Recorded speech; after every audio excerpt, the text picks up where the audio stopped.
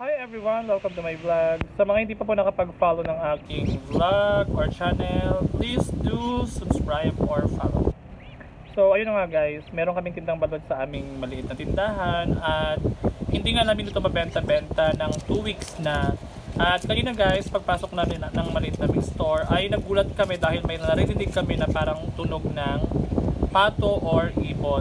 So laking gulat namin guys nung makita namin itong mga itlog na balot namin at meron ng napisang isa. At ito nga siya guys. Yan. So yung isang balot guys, ayan.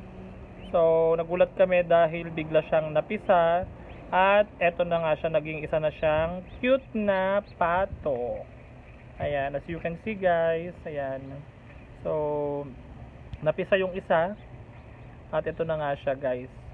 So nagulat ako guys dahil for the first time nakakita ako ng ganito na ang balot pala pag hindi mo nabenta at pag tumagal pala ay nagiging isa siyang ganap na baby. So yun guys, so dahil hindi namin nabenta ito, so ito na nga. At yun, dahil naging pato na siya ay aalagaan ko na lang siya guys. Ayan. So, yun lang guys. Thank you for watching my video. Sa mga hindi pa nakapag-subscribe, please do subscribe to my channel.